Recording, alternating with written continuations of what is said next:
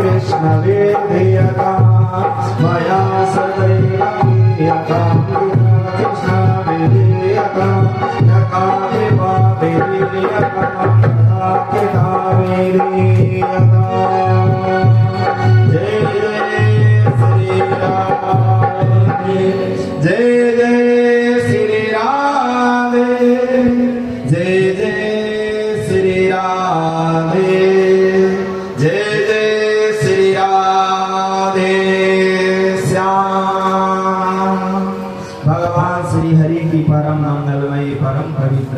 भागवत महापुराण की कथा, जो कथा भगवान श्री हरि स्वयं सुख रूप धारण करके धरा धाम में आए हैं। और सुखदेव जी महाराज जी ने जो कथा परीक्षित जी को सुनाई, और वह अनेक ऋषि मुनि धरा धाम में सर्वत्र चलती आई, और वही कथा अनेक ऋषि मुनि साधु संत महात्मा संसारी जीवों के कल्याणार्थ इस कथा का वर्णन किया गया है। और यह कथा जब वेद व्यास जी महाराज जी ने सत्र पुराण लिख डाले, मानव का कल्याण नहीं हुआ, और वह मन में विचार करने लगे, हम इतनी सारे पुराण लिख चुके हैं, फिर भी संसारी जीवों का उद्धार नहीं होता, संसारी लोगों का कल्याण नहीं होता। तो ध्यान लगाकर बार बार चिंतन करते हैं। जो ज्ञानी जन हैं, जो भगवान श्री हरि के भक्त हैं, जो संसार में सभी के कल्याणार्थ जिनका जन्म होता है, वह अनेक पुण्य कर्म का ध्यान करते हैं। तो वह ध्यान लगाए और भगवान श्री हरि की आज्ञा हुई।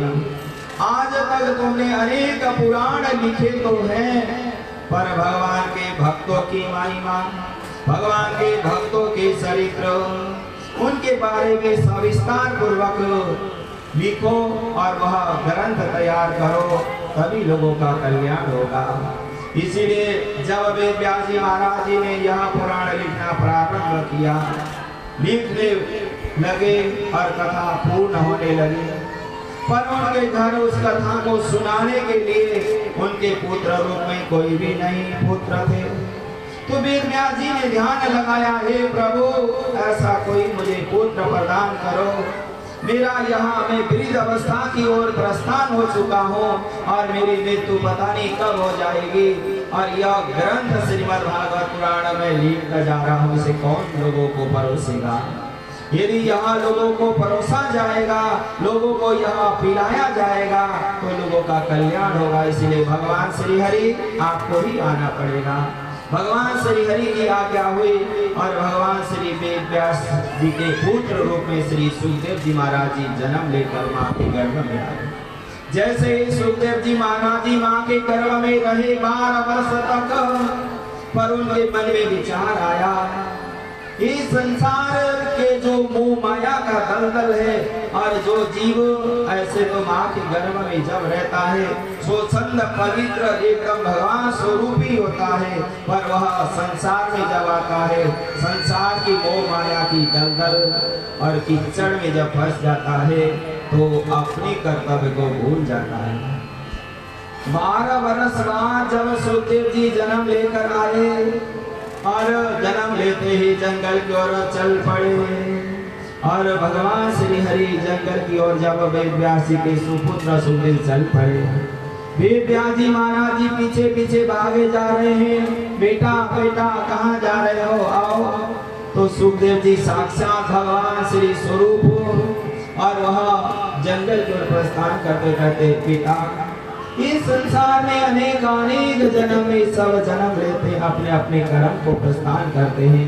तो तुरंत वह सुखदेव जी महाराज जंगल की ओर प्रस्थान करें। कैसे?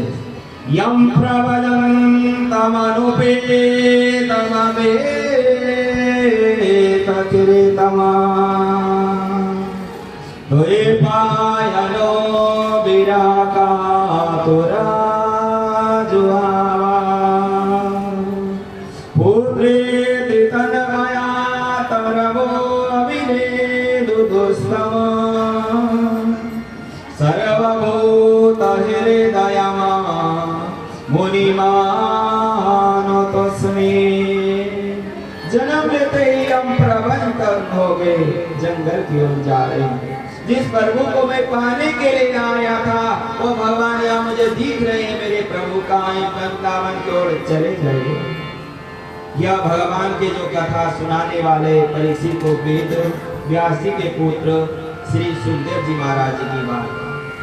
और दूसरे श्लोक में वेद व्यास जी महाराज जी लिखते हैं कि यह श्रीमद् भागवत पुराण की कथा किसने लिखा गया, ये किनके लिए जरूरत है, तुरंत कहा गया है। यस्यानुभावमखिलं श्रुतिसारमेकम् आध्यात्मदीपमतिपिरीषितमन्दम् संसारिणा करुणया पुराणगुह्यम् तमव्याससुनुमुपयामि गुरुं मुनीना। यस्यानुभावमखिलं श्रुतिसारमेकम् आध्यात्मदीपमतिपिरीषितमन्दम् संसारिणा करुणया पुराणगुह्यम् तमव्याससुनुमुपयामि गुरुं मुनीना। वेद व्यास जी महाराज जी कहते हैं, जब धराधाम में सारे पुराण का, सारी चीजों का, सारी समस्या का जब मंथन किया गया, जैसे दही को मतने से मक्खन निकलता है और मक्खन खाने से शरीर स्वस्थ, बुद्धि तीव्र और रोग रहित होकर परम पावन होता है, उसी प्रकार संसार के जब शास्त्रों का मंथन किया गया और उसमें जब मक्खन निकाला गया तो श्रीमद् भागवत की जो कथा है वही मक्खन स्वरूप है। और यह किसलिए करना पड़ा, संसारिणा करुणया पुराणगुह्यम्। तो संसारी जीव मानव 84 लाख योनि में भटकने के बाद जब एक मानव शरीर आपको हमें प्राप्त हुआ है, फिर वह बार बार जन्म मरण के दलदल में न फंसे और उनके उद्धार के लिए इसलिए वेद व्यास जी महाराज जी लिखते हैं, संसारिणा करुणया पुराणगुह्यम् तमव्याससुनुमुपयामि गुरुं मुनीना। वही संसारी जीव जो बार बार जन्म मरण में फंसे ही रहते हैं और उन्हें भगवान की भक्ति की ज्ञान नहीं है, वह धराधाम में तो आए हैं, उन्हें क्या करना है क्या नहीं करना है। यदि भगवान श्रीमद् भागवत की कथा श्रवण करने से मानव को संसार जीने का भी आनंद आएगा और वह धराधाम में यदि जाना भी पड़े वह मृत्यु का भय भी समाप्त हो जाएगा। ऐसी श्रीमद् भागवत महापुराण की कथा श्री वेद व्यास जी महाराज जी कहते इसीलिए लिखा गया, संसारी का उद्धार हो और वह बार बार दलदल में न फंसे, इस कामना को देखते हुए भगवान श्री हरि की यह परम पावन कथा का वह वर्णन किया गया।